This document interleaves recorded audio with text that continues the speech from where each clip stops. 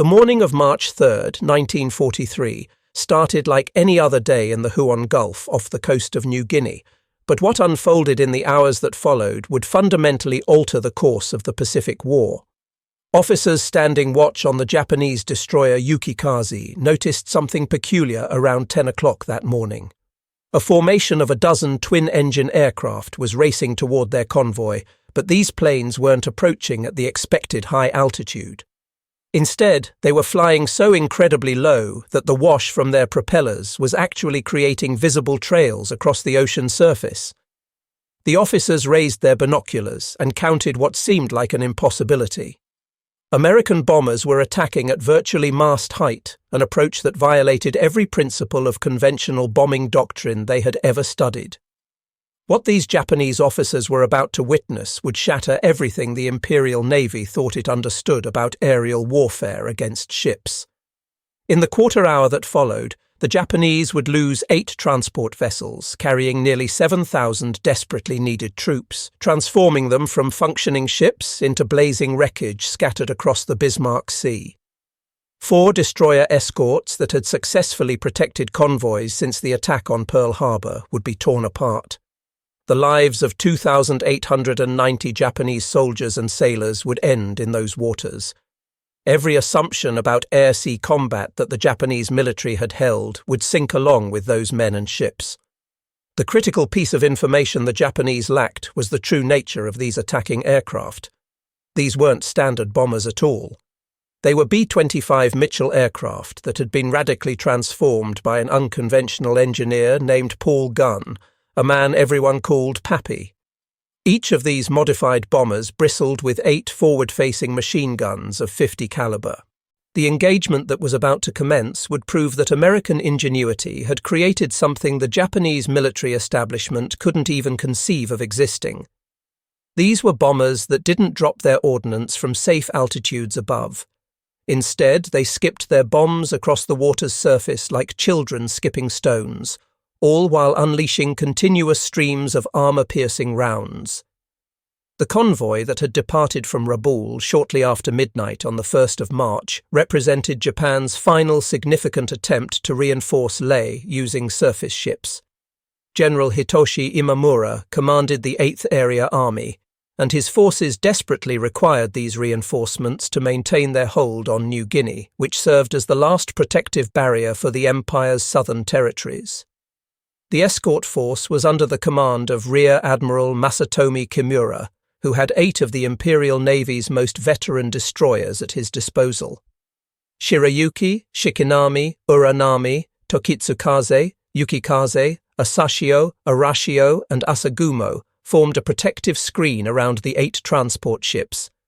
The transports themselves, Ayomaru, Kenbu-maru, Kyokusei-maru, Oigawa-maru, Shinai-maru, Taimei-maru, Teo-maru, and the naval auxiliary vessel Nojima were loaded with the 51st Division's 6,900 elite soldiers, along with enough supplies and ammunition to sustain the Leh garrison for months to come. Every aspect of the convoy's departure had been carefully planned down to the smallest detail. Japanese meteorologists had forecast 3 days of heavy weather, which would provide ideal cover from American reconnaissance aircraft. 100 Zero fighters stationed at bases throughout New Britain and New Guinea would maintain constant air cover above the convoy. The chosen route hugged the northern coastline of New Britain, which would minimize the time spent crossing open water where they'd be vulnerable. Captain Tamichi Hara commanded the destroyer Yukikaze, and he would later write about his experiences in a book called Japanese Destroyer Captain. In recent weeks, Hara had observed troubling changes in how the Americans were conducting their air operations. Their bombers were attacking from lower and lower altitudes, and he'd noticed unusual modifications to their aircraft. When he mentioned these concerns to his superior officers, his observations were generally dismissed. The prevailing view among the higher ranks was that American desperation was driving them to make tactical errors. What the Japanese couldn't have known was that a genuine revolution in aerial combat had been taking place in workshops scattered around Port Moresby and Townsville. Starting in August of 1942, Major Paul Gunn had been systematically converting medium bombers into weapons that had never existed before. Gunn had previously served as a Navy pilot before transferring to the Army Air Forces. His innovations emerged from pure necessity rather than theoretical planning. Conventional high-altitude bombing against moving ships achieved hit rates below 1%. When bombardiers released their ordnance from 10,000 feet, even the most skilled among them struggled to hit vessels that could maneuver. Ships could observe bombs falling through the air and had several minutes to change course and avoid them. Anti-aircraft fire was devastatingly effective at medium altitudes. Something completely radical was required. Gunn began working with salvaged components from wrecked fighter aircraft, installing 4 machine guns of .50 caliber into the nose sections of B-25 bombers. He replaced the bombardier's glazed nose compartment with solid metal. Then he added 4 additional guns in packages mounted below the cockpit area. This gave each aircraft a total of 8 forward-firing weapons. Every gun could fire 850 rounds each minute, with each bullet travelling at 2,910 feet per second. When all 8 guns fired simultaneously, a single B-25 could deliver 6,800 bullets per minute in a concentrated, lethal stream. Major Ed Larner's 90th Bomb Squadron, which was part of the 3rd Bomb Group, had spent weeks perfecting a technique called skip bombing. The pilots would fly at 200 feet altitude or even lower, then release 500-pound bombs equipped with specially configured delay fuses. These bombs would skip across the water surface before slamming into the hulls of ships. The fuses were timed for 4 to 5 seconds, giving just enough time for the bomber to clear the area before the explosion occurred. The technique had been practiced repeatedly on a wrecked vessel called the SS Pruth in Port Moresby Harbour until the crews could consistently hit their designated targets. Through extensive trial runs, they'd established the optimal parameters. The altitude should be between 200 and 250 feet. Speed should be maintained between 200 and 250 miles per hour. Bombs should be released when the aircraft was 60 to 100 feet from the target. The protective storm cover that the convoy was counting on began dissipating earlier than the meteorologists had predicted. At 10 in the morning on March 2nd, a B-24 Liberator conducting reconnaissance spotted the ships through a break in the cloud cover. Within hours, 28 B-17 Flying Fortresses from the 43rd Bombardment Group were airborne and heading out from Port Moresby. These B-17s attacked from 7,000 feet, which was lower than their typical bombing altitude, but still above the effective range of most anti-aircraft weapons. They bracketed the convoy with 1,000-pound demolition bombs. At 2:45 in the afternoon, the transport Kyokusei Maru took direct hits on her forward cargo holds. Fires spread rapidly to the ammunition stores, forcing the crew to abandon ship. 900 soldiers were evacuated from the burning transport onto the destroyers Yukikaze and Asagumo. These 2 destroyers, now dangerously overloaded with rescued men, raced ahead at high speed to Leh, where they deposited their human cargo before rejoining the convoy early on March 3rd. This emergency run succeeded in saving those 900 men, but it reduced the convoy's escort strength at precisely the wrong moment. What the Japanese didn't understand was that the B-17 attack had actually been reconnaissance by fire. The Allied planners were testing the defensive capabilities and forcing the convoy to break its tight formation in preparation for what was coming next. The morning of March 3rd dawned with clear skies over the Huon Gulf, which was disastrous for the Japanese.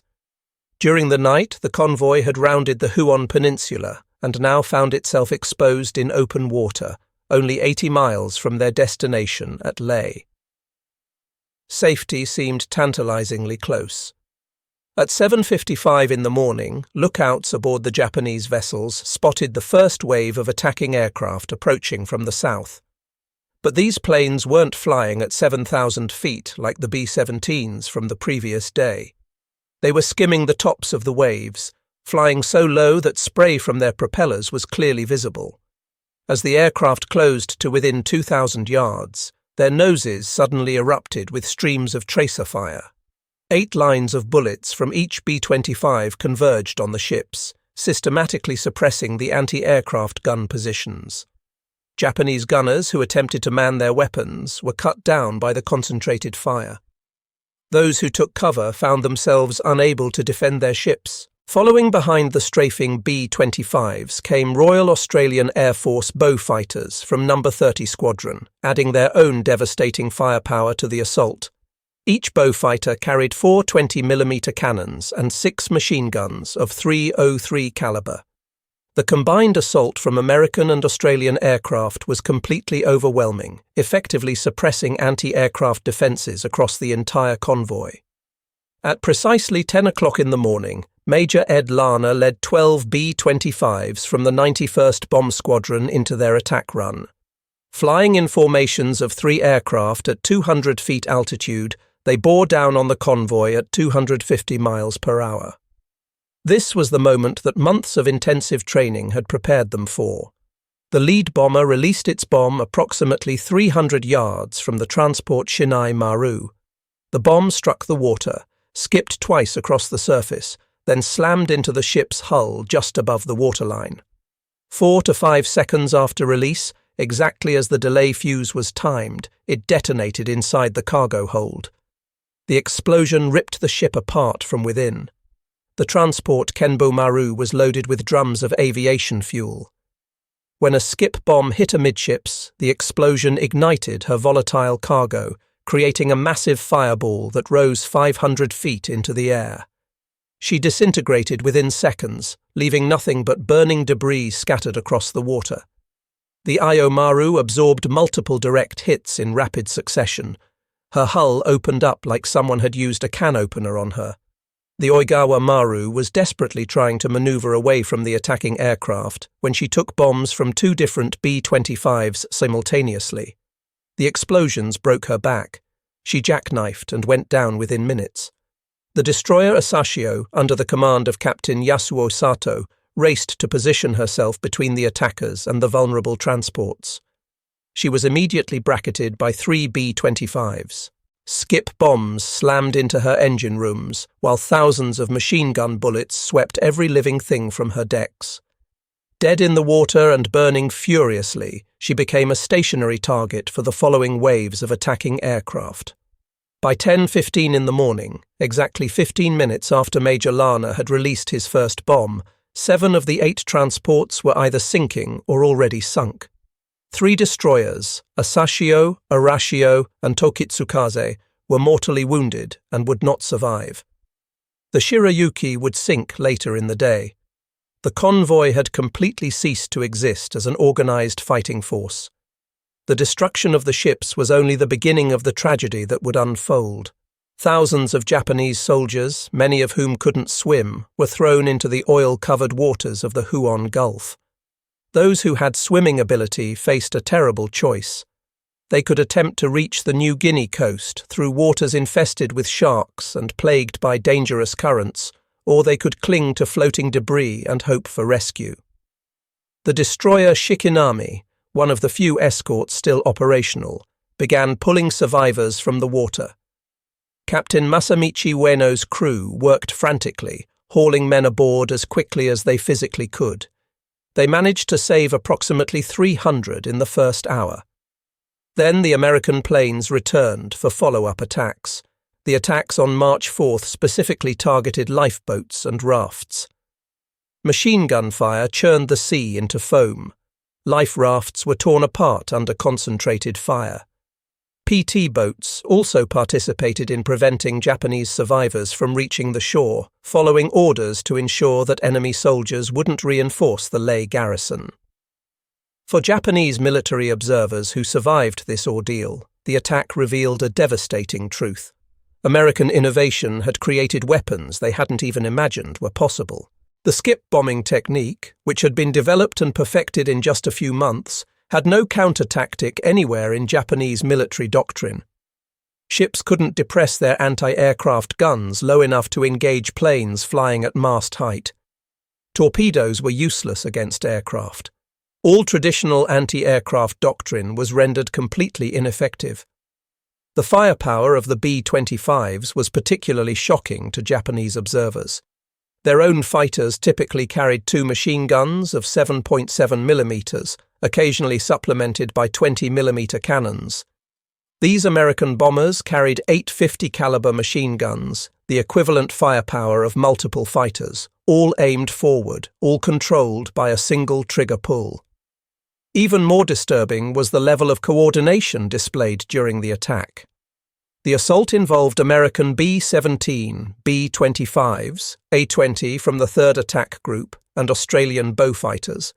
Over 100 aircraft from different units, different services, and even different nations, all working in perfect synchronization. They communicated throughout the battle, adjusting their tactics in real time based on radio reports coming in from various sources. As night fell on March 3rd, the surviving Japanese destroyers returned to the battle site, desperately searching for survivors. What they found was a sea covered in debris and corpses. Oil fires were still burning on the water's surface. The destroyer Hatsuyuki arrived from Kavieng with fuel, which allowed the rescue operations to continue through the night hours. In total, 2,700 men were pulled from the water and returned to Rabaul. Another 1,200, including those who had been landed at Leh before the main attack, eventually made it to their destination. Of the 6,900 troops who had departed Rabaul with high hopes of reinforcing New Guinea, 2,890 were dead. The 51st Division had ceased to exist as an effective fighting force before firing a single shot at the enemy. All the ammunition, food, medicine and equipment that was needed to sustain operations for months had gone down with the transports. The aviation fuel in the Kenbu Maru that was supposed to keep Japanese aircraft flying was now just an oil slick on the Bismarck Sea. Admiral Isoroku Yamamoto, who served as Commander-in-Chief of the Combined Fleet, received the report while in his cabin aboard the battleship Musashi, which was anchored at Truk. According to staff officers who were present, he sat in complete silence for an extended period before speaking.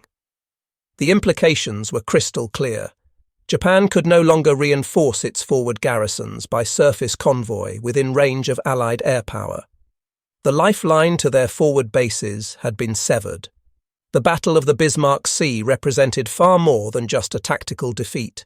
It signified a fundamental shift in how warfare was being conducted in the Pacific. Never again would the Japanese attempt to reinforce their garrisons by surface convoy when those convoys would be within range of Allied aircraft. The strategic implications rippled through every level of Japanese planning. General Imamura personally flew to Imperial General Headquarters in Tokyo to deliver his report. In a meeting that lasted 6 hours, he presented evidence that American air power had evolved beyond Japanese ability to effectively counter it. The Americans weren't simply building more planes than Japan. They were revolutionizing the fundamental way aircraft fought. On March 25, 1943, a joint Army-Navy Central Agreement on Southwest Area Operations gave priority to operations in New Guinea over those in the Solomon Islands. But without the ability to reinforce by sea, it was essentially an empty gesture. Japanese forces in New Guinea would be fighting without any hope of significant reinforcement or resupply. For the Americans, the victory validated 2 years of innovation and adaptation. General George Kenney, who commanded the 5th Air Force, had transformed his force from a traditional bombing unit into something that had never existed before. It was essentially an aerial navy capable of controlling the seas without needing ships. Major Ed Larner, whose 91st Squadron had led the skip bombing attack, was awarded the Distinguished Service Cross for his leadership during the battle. The citation praised his extraordinary achievement in leading the attack that destroyed the convoy. Tragically, Larner died just 58 days later, on April 30, 1943, when his B-25 crashed during landing at Dobodura. He had survived 87 combat missions, only to die in an accident. The North American Aviation Company immediately began incorporating guns field modifications into their factory production lines. By late 1943, B-25G models were rolling off assembly lines with built-in forward firepower, and some even included a 75mm cannon, though the cannon proved less practical in combat than the machine guns. The B-25H model would eventually carry 14 forward-firing machine guns. The B-25J could be configured with 18 guns, making it one of the most heavily armed aircraft of the entire war. Beyond the strategic implications, the Battle of the Bismarck Sea represented profound human tragedy. The 2,890 Japanese who died weren't just statistics in a military report. They were sons, fathers, husbands. Many were conscripts who had been farmers, clerks, or students before being drafted into a war they barely understood. For the American pilots, the military necessity of preventing enemy soldiers from reaching shore didn't make their actions any easier to bear psychologically. Some aircrew members reported having nightmares about the strafing missions for years afterward. The success at Bismarck Sea triggered an acceleration of American tactical innovation across all theatres. Within months, new techniques were being developed and implemented. Parafrag bombs, which were parachute fragmentation bombs for attacking airfields, allowed low-level bombing without the aircraft suffering damage from their own explosions. White phosphorus bombs for marking targets became standard. Improved skip bombing fuses with more reliable delay mechanisms were manufactured. Each innovation built upon America's massive industrial capacity. Americans could afford to experiment because failure only cost material resources, and material was essentially unlimited from their perspective. Japanese innovation increasingly stagnated because every experiment consumed irreplaceable resources they simply didn't have. By contrast, Japanese forces increasingly relied on spiritual solutions rather than material ones to counter American advantages. The kamikaze concept, using pilots as guided missiles, emerged partly from the recognition that they couldn't match American technology in conventional terms. If they couldn't outbuild or out-innovate the Americans, the thinking went, they would try to outdie them. Intelligence was crucial to the victory at Bismarck Sea. The Fleet Radio Unit Melbourne and Naval Intelligence in Washington had successfully decrypted Japanese messages that revealed the convoy's schedule, route, and composition. General Kenny knew exactly when and where to strike, which allowed him to position his forces for maximum effectiveness. This intelligence advantage had to be carefully protected. Reconnaissance flights were deliberately staged to discover the convoy, maintaining the fiction that visual observation rather than signals intelligence had provided the warning. The deception was so successful that Japanese forces never realized their codes were compromised. They continued using the same encryption systems throughout the war, systems that American cryptographers could read almost as easily as plain text. The Royal Australian Air Force's role in the battle demonstrated the superiority of Allied coordination. RAF Beaufighters from No. 30 Squadron and Bostons from No. 22 Squadron flew alongside American aircraft, communicating on the same radio frequencies, following the same tactical plans. Squadron leader Bill Newton flew 3 sorties during the battle. He would later receive the Victoria Cross posthumously for his actions in subsequent operations before being captured and executed by the Japanese. The integration of Australian and American forces stood in stark contrast to Japanese operations, where Army and Navy units rarely coordinated effectively. They often competed for scarce resources rather than cooperating toward common objectives. Behind the modified B-25s that destroyed the convoy lay an incredible supply chain that stretched back thousands of miles to American factories. Each B-25 required 165,000 individual parts that were manufactured in dozens of different states. The .50 caliber ammunition they fired was produced in plants stretching from Connecticut to California. Billions of rounds were manufactured during the course of the war. The skip bombing technique required special delayed action fuses, which were manufactured by the millions in American munitions plants. The fuel used for training flights came from Texas oil fields and Louisiana refineries. Replacement parts for damaged aircraft arrived weekly by ship from the United States. This entire supply chain operated while America was simultaneously fighting in Europe, supplying Britain and the Soviet Union, and maintaining forces scattered across the Pacific. The Japanese convoy that was destroyed at Bismarck Sea represented Japan's maximum possible effort to reinforce New Guinea. The forces that destroyed it represented only a tiny fraction of American production capability. The American pilots who devastated the convoy had averaged 400 flight hours before entering combat. They had practiced skip bombing for weeks, using virtually unlimited supplies of fuel and ammunition. Each pilot had dropped dozens of practice bombs before undertaking the actual mission. By contrast, Japanese pilots entering combat in 1943 increasingly had less than 100 hours of total flight time. Fuel shortages meant minimal training opportunities. The veteran pilots who might have taught them were dead, killed by the simple mathematics of American industrial production. New Japanese pilots were essentially flying students who were thrown into combat against experienced American aviators who had hundreds of hours of training. After Bismarck Sea, Japanese forces in New Guinea were strategically isolated from resupply. Supplies had to be delivered by submarine, which was both dangerous and extremely limited in capacity. Fast destroyer runs at night offered another option, but these were equally hazardous and completely insufficient for major operations. These so-called Tokyo Express runs could deliver only a small fraction of what the destroyed convoy had been carrying. The Japanese turned to using barges, attempting to creep along the coast at night with supplies. These became targets for PT boats and modified B-25s that were equipped with radar for night hunting. By June 1943, Japanese forces in New Guinea were on half rations. By September, they were eating grass, tree bark, and roots to survive. The army that had conquered Singapore in brilliant fashion was literally starving to death, defeated not just by bullets but by the cutting of supply lines through air power. For Japanese military culture, which was rooted in centuries of samurai tradition that emphasized personal combat and individual heroism, the industrialized slaughter at Bismarck Sea was profoundly disorienting. The spiritual preparation, the Bushido code, the willingness to die meant nothing when facing an enemy who killed with such mechanical efficiency.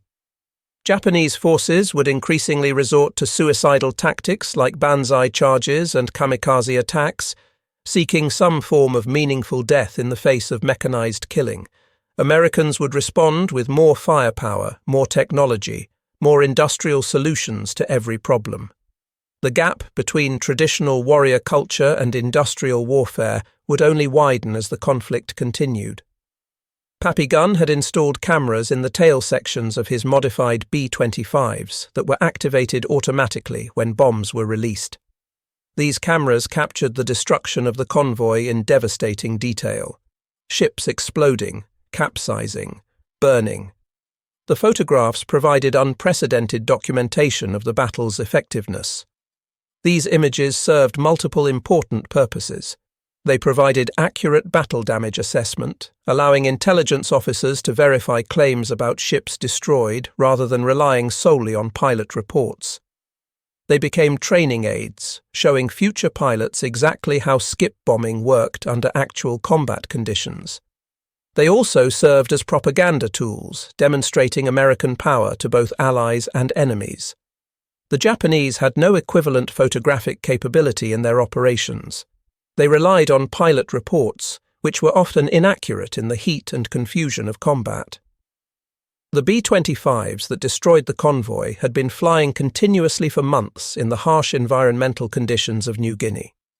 Tropical heat, humidity that bred corrosion everywhere, coral dust that abraded engine components. Yet mechanical failures during the mission were remarkably rare. American engines were over-engineered, designed with power reserves that allowed them to continue functioning even when they weren't perfectly maintained. Japanese aircraft suffered from increasingly poor maintenance as the war progressed. Spare parts became scarce. Qualified mechanics became even scarcer. Engines that were theoretically superior to American designs in terms of efficiency failed more frequently because they couldn't be properly maintained under field conditions. The Japanese Navy's prized Zero fighters were increasingly grounded simply for lack of spare parts, while American aircraft flew daily combat missions. During the battle, American and Australian aircraft communicated constantly via radio. Pilots reported target locations, warned each other about fighter attacks, coordinated their approaches.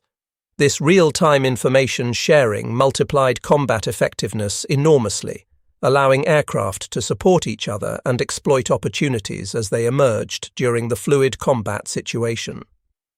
Japanese communications were minimal and often completely non-functional. Radio equipment was unreliable. Frequencies weren't standardized between different services. Radio discipline was poor. Ships and aircraft often fought in isolation, unable to coordinate effectively or warn each other of developing threats. American pilots flew into battle knowing that if they were shot down and wounded, they had excellent chances of survival. Blood plasma, morphine, sulfur drugs, and eventually penicillin were standard equipment in American medical kits. Medical evacuation by air was routine. Wounded pilots were often in fully equipped hospitals within hours of being shot down. Japanese soldiers and sailors knew that serious wounds likely meant death. Medical supplies were desperately short even before the convoy's destruction. The medicines that might have saved lives were now resting at the bottom of the Bismarck Sea. This knowledge affected morale in profound ways. American pilots flew with confidence in their support systems, while Japanese forces fought with the desperation of men who knew they were on their own. The Battle of the Bismarck Sea cost Japan ships and aircraft it couldn't afford to lose. The 8 transports represented months of production from Japanese shipyards that were already strained far beyond normal capacity.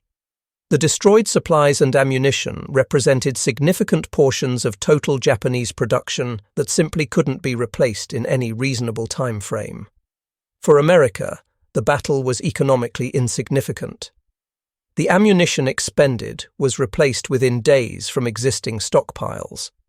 The few aircraft lost were replaced within hours from the steady stream of new production.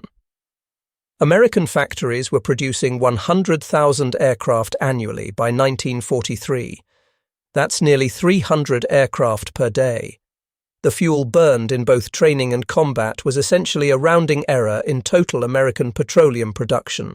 The Battle of the Bismarck Sea reverberated through the remainder of the Pacific War in ways that extended far beyond the immediate tactical results.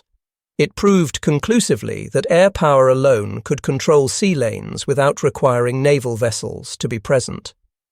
It demonstrated that industrial innovation could create entirely new forms of warfare faster than enemies could develop effective counters. For Japanese forces throughout the theatre, it marked the beginning of the end in the Southwest Pacific. Cut off from reinforcement and supply, they would fight a series of desperate holding actions, each one ending in either annihilation or slow starvation. The island-hopping strategy became viable precisely because Japanese garrisons could be isolated and bypassed, left to wither without supplies. The success at Bismarck Sea accelerated B-25 development programs. The B-25G, entering service in late 1943, carried a 75mm cannon, the largest weapon ever mounted on a twin-engine bomber. Though the cannon proved less practical than multiple machine guns in actual combat, it demonstrated American willingness to experiment with radical concepts. Each iteration of the design reflected lessons learned in combat and the industrial capability to implement changes rapidly. Post-war analysis of captured Japanese documents revealed how thoroughly the Bismarck Sea defeat had shaken Japanese confidence at the highest levels. Intelligence reports from the combined fleet emphasized American material superiority rather than any tactical or strategic superiority. This represented a significant shift from earlier assessments that had attributed American successes to luck or to Japanese mistakes that could be corrected. One captured report stated plainly that the enemy's production capacity allowed them to implement new tactics faster than counters could be developed. This recognition of fundamental industrial disadvantage marked a major shift in Japanese strategic thinking. After Bismarck Sea, Imperial General Headquarters conducted a comprehensive review of overall Japanese strategy in the Southwest Pacific Theatre. The conclusions reached were sobering in the extreme. Surface reinforcement of forward bases was no longer operationally possible. American air power had achieved operational supremacy throughout the region. The industrial gap between the two nations was widening rather than narrowing. Traditional naval superiority was irrelevant if ships couldn't survive concentrated air attack. The recommendation was to abandon all offensive operations and prepare instead for defense of what they called the inner perimeter.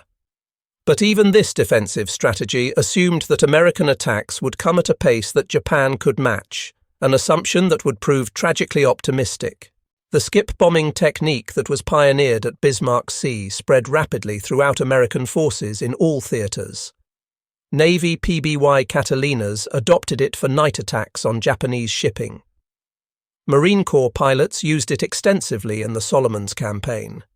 Even transport pilots received training in the technique in case they encountered enemy shipping while on supply runs. This rapid proliferation was possible because America had standardized training procedures, equipment, and communications protocols. A technique developed and proven in New Guinea could be implemented in the Aleutians within a matter of weeks. Japanese forces, hampered by service rivalries and poor communication between units, rarely shared innovations effectively, even within the same theater of operations. The raw numbers tell the story of American industrial supremacy that made the Bismarck Sea victory not just possible, but almost inevitable. During World War II, American factories produced 98,016 B-25 Mitchell bombers. Ammunition plants manufactured 12 billion rounds of 50 caliber ammunition. Flight schools graduated 193,440 pilots. Components for every B-25 were stockpiled at multiple locations across the Pacific. Against this industrial tsunami, Japanese military courage and fighting spirit were simply irrelevant factors. The bravest samurai in history couldn't overcome the mathematics of mass production. Pappy-Gunn's camera installations provided unprecedented documentation of combat effectiveness that could be analyzed scientifically. The footage was studied frame by frame, revealing optimal tactics with precision. Bomb release should occur at 200 to 250 feet altitude. Approach speed should be maintained at 245 miles per hour. Release distance should be 60 to 100 feet from target for maximum effectiveness. This scientific approach to warfare, constantly measuring, analyzing, and optimizing, was quintessentially American in character. War became fundamentally an engineering problem with industrial solutions, rather than a test of warrior spirit and individual courage. The loss of supplies at Bismarck Sea created an immediate crisis for Japanese forces throughout New Guinea. Within weeks, frontline units were reporting critical shortages of everything. Ammunition was restricted to 10 rounds per day per soldier. Rice rations were reduced to 400 grams daily, barely enough for survival. Medical supplies were completely exhausted. Fuel for vehicles was unavailable. Aircraft were grounded for lack of replacement parts. American forces, by contrast, actually complained if ice cream wasn't available on a daily basis. The economic disparity was so vast that captured Japanese soldiers often refused to believe that American supply levels were real. They assumed they were being shown propaganda rather than actual standard operating conditions. Success at Bismarck Sea accelerated American innovation in aerial warfare across the board. Within months, new developments were being implemented. Improved skip bombing fuses with more reliable delay mechanisms became standard. Napalm for area attacks on Japanese positions was developed. Rocket-assisted bombs for increased penetration were tested and deployed. White phosphorus markers for target identification became routine equipment. Each innovation built directly upon the massive industrial capacity to experiment and implement changes rapidly. Americans could afford failed experiments because they only cost material resources. Japanese innovation stagnated progressively because every single experiment consumed resources that were irreplaceable. Behind every B-25 that attacked at Bismarck Sea stood a maintenance crew working miracles to keep it flying. These men, working in primitive conditions in the jungles of New Guinea, performed daily mechanical miracles that kept the aircraft operational. Engines were completely overhauled in jungle workshops with improvised equipment. Battle damage was repaired using improvised materials when standard parts weren't available. Modifications were implemented using nothing but hand tools. Aircraft were turned around between missions in mere hours rather than days. This maintenance capability reflected American industrial training programs that had produced hundreds of thousands of men who knew how to fix engines, repair electrical systems, and work metal with precision. This vast pool of technical expertise was perhaps America's greatest single military advantage, though it's rarely discussed in conventional military histories. The strafing of survivors in the water, which remains controversial even among Americans decades later, served a harsh but calculated military purpose. Japanese forces throughout the Pacific Theater learned that attempting to reach shore after their ships were sunk meant almost certain death from the air. This psychological impact extended far beyond the immediate battle, affecting Japanese morale and decision-making in future naval engagements. General Douglas MacArthur called Bismarck Sea the decisive aerial engagement in the Southwest Pacific Theater. His communiqué claimed somewhat inflated Japanese losses, but the strategic impact of the battle fully justified his enthusiasm. Air power had conclusively proven it could interdict sea lanes just as effectively as submarines or surface naval vessels.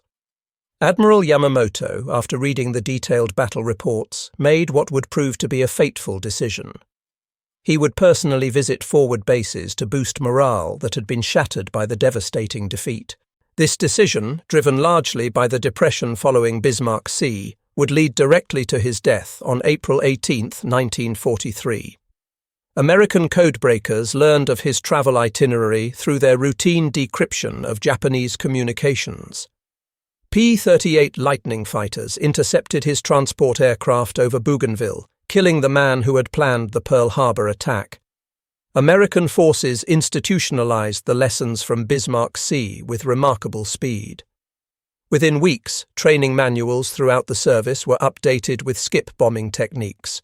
New pilots were practicing low-level attacks as part of standard training. Tactical doctrine was comprehensively revised to emphasize anti-shipping operations. The Army Air Force's Tactical Center analyzed every single aspect of the battle in minute detail, producing comprehensive reports that were distributed throughout the Pacific Theater. Japanese institutional learning, by contrast, was severely hampered by systemic problems that couldn't be easily fixed. Service rivalries between Army and Navy prevented honest analysis of failures. The Army and Navy blamed each other for the disaster rather than examining fundamental weaknesses in their approach. Face-saving concerns within the rigid hierarchy obscured the real lessons that should have been learned. By the time Japanese forces finally developed partial counters to skip bombing tactics, the Americans had already moved on to implementing new and different tactics. The B-25 modifications that proved so devastatingly successful went into mass production almost immediately. North American Aviation's factories in Kansas City and Inglewood retooled their production lines within mere weeks of receiving the specifications. By late 1943, new B-25s were coming directly from the factory with 8 to 14 forward-firing machine guns as standard equipment. Reinforced nose structure for gun installation was built in from the start. Engines were upgraded and optimized specifically for low-level performance characteristics. Improved armor protection for crew members was standard. Built-in camera installations for battle documentation were included. This rapid transition from field modification using salvaged parts to standardized mass production exemplified American industrial flexibility that Japan simply couldn't match under any circumstances. After Bismarck Sea, American bomber crew training incorporated low-level attack techniques as absolutely standard curriculum across all training commands. Pilots practiced skip bombing at training bases scattered across Texas and Arizona. Target ships were positioned in the Gulf of Mexico and the Salton Sea for realistic practice. This training consumed fuel at prodigious rates. Each individual pilot consumed thousands of gallons of aviation fuel just learning the technique properly. But America could easily afford it. By 1943, American refineries were producing 1.5 billion gallons of aviation fuel annually, while Japan was struggling desperately just to import enough fuel to keep its remaining fleet operational for essential missions. Several B-25s returned from the Bismarck Sea battle with significant battle damage from anti-aircraft fire. Holes from shell fragments damaged control surfaces, engines that had been shot up. Within 72 hours, every single damaged aircraft was flying combat missions again. They'd been repaired using aluminum patches that were fabricated right there in field workshops. Damaged engines were replaced using improvised hoists and tackles. Control cables were spliced together using salvaged materials scavenged from wherever they could be found. Fuel tanks were patched using rubber cut from destroyed Japanese equipment. Japanese aircraft suffering similar damage levels would have been immediately written off as total losses, then cannibalized for any spare parts that might be salvageable for use in other aircraft. The delayed action fuses that made skip bombing operationally possible were genuine marvels of precision engineering. They were manufactured to tolerances measured in thousandths of inches. They had to survive the tremendous shock of hitting water at speeds exceeding 200 miles per hour. They had to function reliably after multiple skips across the surface. They had to detonate at precisely the right moment, not too early and not too late. American factories produced these precision fuses by the millions, with each one individually tested and certified before being shipped. Japanese fuses, by comparison, had failure rates exceeding 20% by 1943. This was due to increasing quality control problems and severe shortages of proper materials needed for precision manufacturing. American aircraft found the Japanese convoy at precisely the expected time and location, despite the weather conditions and the distances involved. This reflected clear superiority in multiple areas of navigation training. American pilots averaged 400 hours of flight time before seeing combat. They had superior navigation equipment, including accurate compasses and instruments. Map quality was excellent, with detailed charts that had been prepared from pre-war surveys and constant reconnaissance. Weather forecasting was sophisticated, with meteorological support that could accurately predict when the weather would clear. Japanese navigation was increasingly reduced to simply following lead aircraft or using coastal landmarks for reference, which severely limited their operational flexibility.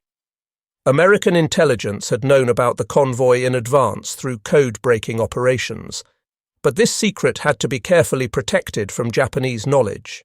Reconnaissance flights were deliberately staged to discover the convoy through visual observation, maintaining the complete fiction that visual sighting rather than signals intelligence had provided the initial warning. The deception was so thoroughly successful that Japanese forces never realized their most secure codes had been completely compromised. They continued using the same encryption systems that American cryptographers could read almost in real time throughout the remainder of the war. The 1,200 Japanese soldiers who eventually reached Leh found a garrison that was already on severely reduced rations. The supplies that were supposed to sustain major operations for months ahead had been destroyed in the Bismarck Sea. Within weeks, Japanese forces were desperately foraging for any kind of food in the jungle environment. Disease became epidemic throughout the garrison. Malaria, dysentery, tropical ulcers, and simple malnutrition decimated entire units. By June of 1943, the effective combat strength of Japanese forces in Leh had been reduced by 60% through disease and starvation alone, without significant combat losses. American pilots at Bismarck Sea were operating under a system of limited combat tours. Typically 50 missions or 6 months of combat duty, whichever came first, before rotation back home to serve as instructors for new pilots. This system preserved hard-won combat experience and disseminated crucial lessons throughout the entire force. Veterans became instructors, passing on their combat techniques to the next generation of pilots in a continuous cycle. Japanese pilots, by contrast, flew combat missions until they were killed. There was no rotation system. The expertise that had been gained at terrible cost was lost forever the moment they died. By late 1943, most of Japan's experienced pilots were dead. Their replacements were increasingly poorly trained novices who were facing American combat veterans with hundreds of hours of experience. The Battle of the Bismarck Sea represented a convergence of multiple American technological advantages all coming together at once. Industrial capacity allowed them to produce modified aircraft in quantity. An innovation culture permitted field modifications to be implemented rapidly. Training resources allowed for perfecting new tactics through extensive practice. Intelligence capability enabled them to locate targets with precision. Communication systems facilitated coordinating highly complex attacks involving multiple units. Supply chains sustained continuous operations over vast distances. No single advantage was individually decisive. But their combination created an overwhelming superiority that Japan simply couldn't counter. The battle demonstrated conclusively that air power alone could control sea lanes without requiring naval vessels. Industrial innovation proved it could create entirely new forms of warfare faster than enemies could develop effective counters. American production showed that quantity, when properly applied through sound tactics, had a quality all its own that couldn't be matched by spirit or courage alone. For the Japanese military establishment, Bismarck Sea was far more than just another defeat in a long war. It was proof that their entire fundamental approach to warfare had become completely obsolete.